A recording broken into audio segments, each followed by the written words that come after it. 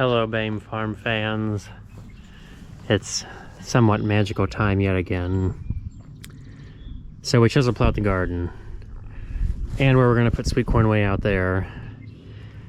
It's May 4th and we're going to go play in what's hopefully dry dirt. Got to put the wings down on the disc. I just greased it. I'll probably do a video of pumping grease into the disc later. That's not what this is about. I will say chisel plowing is definitely helping us out on dryness. You can see the color difference. It's light on top, obviously darker down low. I just went on the road today to pick up an anhydrous tank, and there's a lot of places where obviously there's not just graying on top. And people in the dry areas are going to let me know all about how you shouldn't till because you lose moisture. Well, come to Ohio. You don't want moisture. You want to lose it as much as possible, at least in my area. Lack of moisture is never a problem. So, enough about my tirade about hating rain and stuff. Let's flip the wings down. One thing I gotta explain something I learned after last year. It's not quite time to put the AC on or to take the heat off or something. Okay, so no more wrenches like on the 470. Pulling the lever the wrong way. Push the lever the other way, and down they go. What a blast. Unfortunately, the tillage stuff doesn't necessarily find a good indoor home around here, just because there's other things like balers, combines, and whatnot. Now, that one's actually working properly. If we saw that up close, look at where it pivots. I gotta help out the first wing there. The ones in the back are going over. We're gonna have to help it out. That one's not going. It's gonna need a hammer tap. That last wing going down. See if it goes. Nope, it's not. We're gonna have to give it some assistance. Okay, wings are full pressure down. So this one did it. This, I don't know, chunk of metal locks in right there to hold the wing. So it doesn't require hydraulic pressure. Unfortunately, didn't realize this the first 2 years we had it, that one went in. There's supposed to be a spring there. There's the spring and all its rust. It's not keeping those moving. Yeah, so the joy of not necessarily having barn space for the tillage stuff.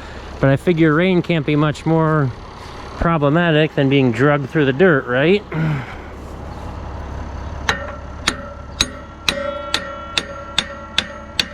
That one wasn't quite ready to spring. Okay, well, we're ready to roll. Our wings are locked down. Rodeo time.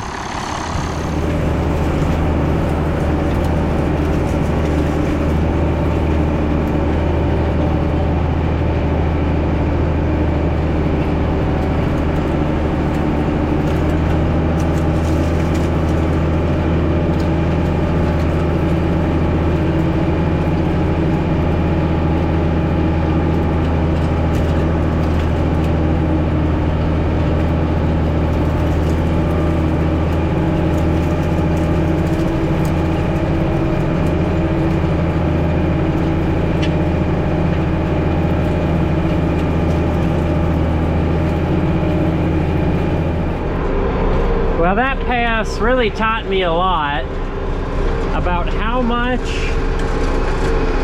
I should be using the TW and having front wheels or duals or something.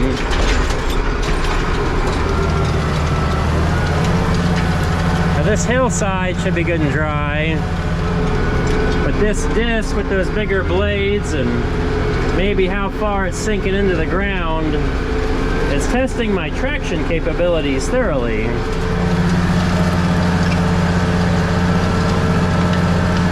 It also gets better once we get away from the road. Over there by the road, I guess we get the runoff coming into the field, and that can make it a little exciting because it got a wee bit more moisture than just this area out here where it was getting the rain falling from the sky. Now keep in mind, this is not a disking video. This is about getting sweet corn planted. So we'll get a little bit of action of everything going on here. We're back in action in the TW. Kind of really wished I had this out here for the disking portion of this, but I got it out here for the soil finisher. Trying to kind of level this up a little bit and pretend like it's small enough. There'll be plenty of rain to help break down the clods, so we won't have to worry about that so much, even though with sweet corn we typically like it a little better work. But we're on a time crunch. We're going to be chasing, we're not going to be chasing anything. The sun's going to be chasing us down. We'll be chasing the remnants of the full moon from a couple days ago. So it's going good. The soil finisher isn't going as deep as the disc, so it's a much easier pull. I probably could have got away with the 10. I just left it hooked up to the anhydrous applicator for now. They'll probably trade jobs back and forth throughout the spring. Unfortunately, we did miss Dad putting on anhydrous because I was kind of doing some planter prep, trying to get it ready. So here's just some quick views, and we will get back out here with the planter to show off that part of the sweet corn gamble.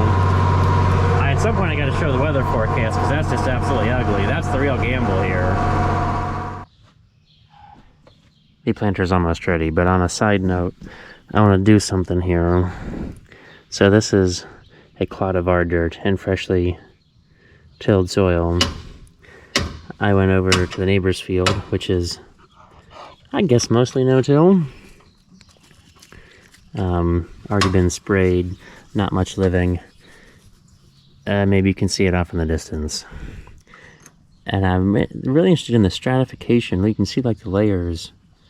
That's how this clod was in the soil, just like that. You know, about an inch down or so.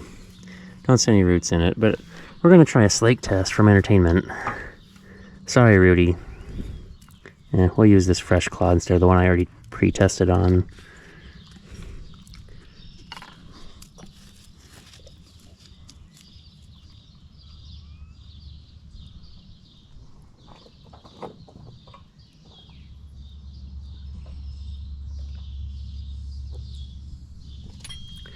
I mean, they both lost a little bit of dirt. This is a clod of dirt I just dug up out of the yard. Theoretically, you know, long-term no-till and cover crops, right? That's what a lawn is. Never did. There's roots. There was a worm that I put back out there. So let's see what this does. It's super scientific reasoning of saying water, but what can it hurt? Oh, darn, it kind of lost some chunks too. Yeah, and that should have all the aggregates and fungal stuff. It would be better if I had, you know, 3 separate beakers, but I'm not running a science lab here. So how do they rig the slake tests? How do they do it, Eva? Huh? How do they do it? You don't want to drink that, I'm sorry. I ruined your water. Okay, we're going to make a quick note on the lawn, because I'm sure somebody's going to say, well, that's not like a farm field with cover crops. Well, it's still, you know, the same thing, right? Green cover all the time.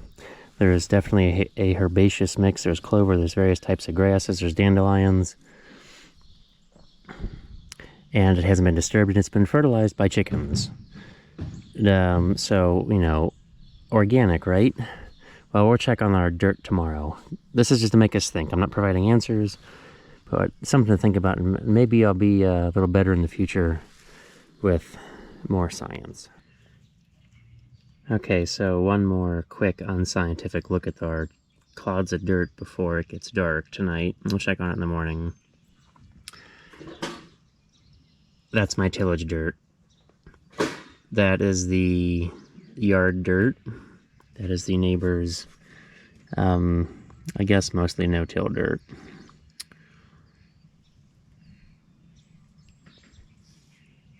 I feel like I should shake this up, but I feel like that's, well, you know, if you disturb something, that will make it, you know, fall apart more. So we're going to leave that till morning and see how much more it falls apart.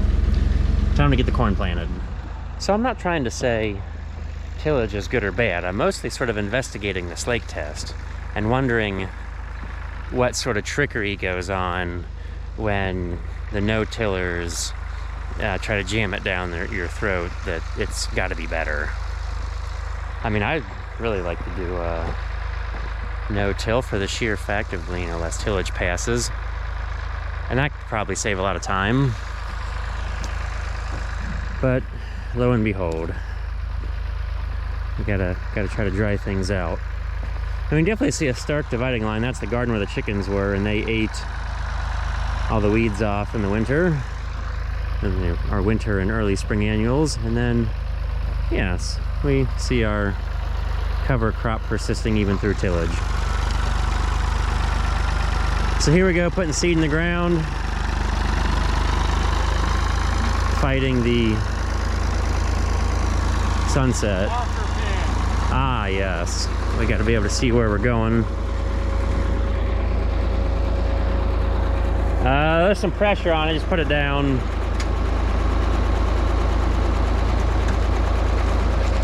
And hopefully this is the marker that's supposed to go down. Yep. Good deal. That's really lucky to have that happen. First pass out in the field and the correct one falls. Maybe that bodes well for this corn.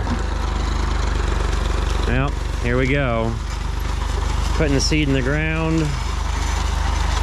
Whip out our handy dandy knife and let's start digging. Looking for little red dots. Now these are medium round seeds. Huh, well, we're not too shallow. I haven't found one yet. Come on.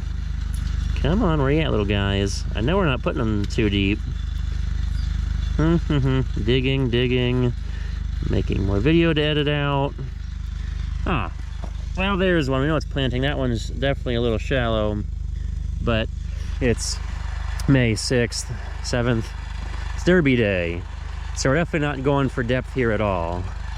There's still plenty of coolness to be had, and we're just trying to get it in the ground enough.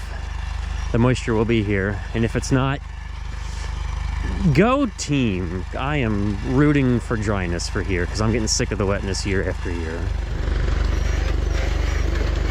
This is a variety called Espresso going in, and it can take cool soil.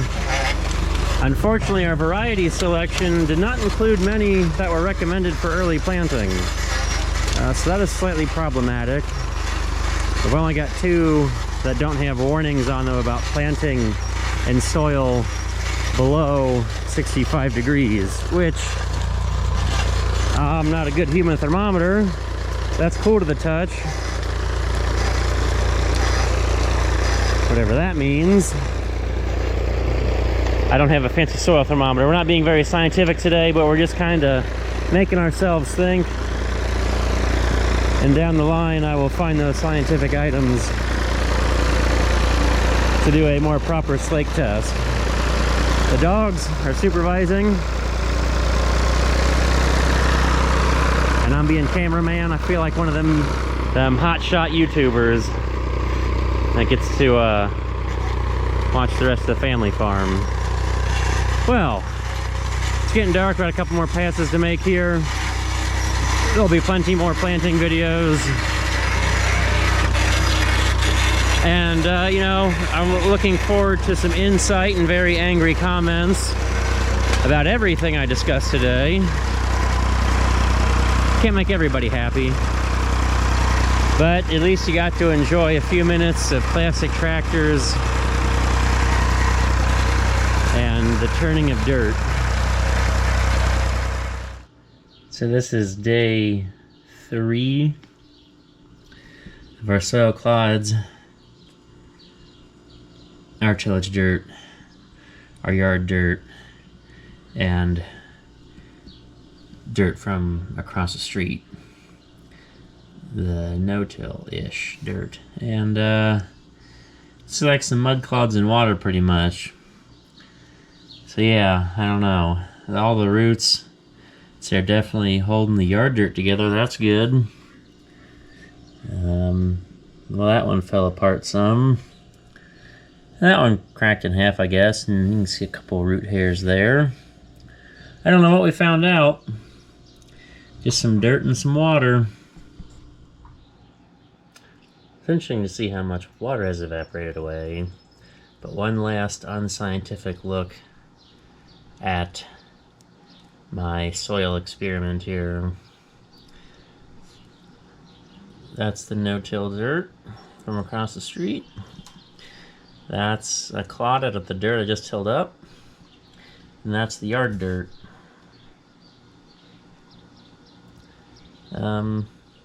Oh, we're evaporating water pretty quick.